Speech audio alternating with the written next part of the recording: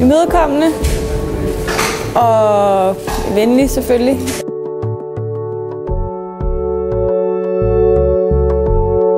Det er en person, der ved, hvad der skal foregå med mig og tager hånd om mig. For mig handler det rigtig meget om, at det er en, som ved, hvad hun taler om, og som man kan snakke med, så jeg kan forstå, det kan forklare mig, hvad det er, der sker, hvad det er, der skal ske, og hvorfor, hvad jeg kan forvente, hvorfor man tager de prøver, der skal tages osv.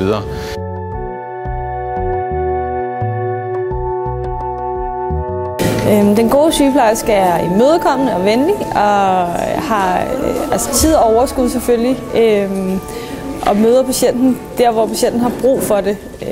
Så hvis man gerne vil snakkes med, så gør sygeplejersken det.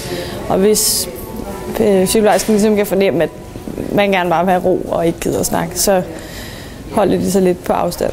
En god sygeplejerske for mig er en, som er meget menneskelig, og som har sådan overskud og tid til også at se den enkelte person, der kommer ind.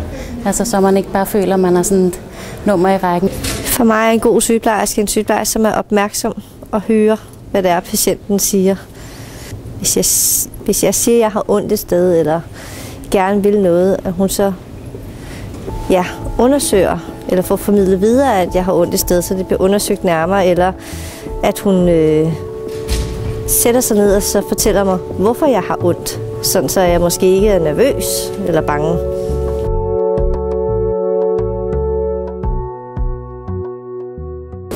Ja, enten ikke til stede, eller overrumplende og sur, tror jeg vil nok være. Gør det lidt en dårlig oplevelse. Min dårlige sygeplejerske, tror jeg, er en, som har måske travlt på den måde, at hun koncentrerer sig meget snævert om det, der skal ske, og knap så meget om mennesket. Nu skal der tages blodtryk, nu skal der tages blodprøver, nu skal der tages et eller andet, men uden at man egentlig rigtig ved, hvor man er henne. Så det bliver sådan lidt for maskinagtigt. Ja, men en dårlig sygeplejerske, det er en sygeplejerske, hvor der ikke er nogen kommunikation. En sygeplejerske, som går ind med skyklapper på øjnene, og de bare ordner det praktiske, som hun skal ordne, og virker sådan standardiseret, altså sådan japper tingene igennem. En dårlig sygeplejerske er en, som ikke møder en i øjenhøjde.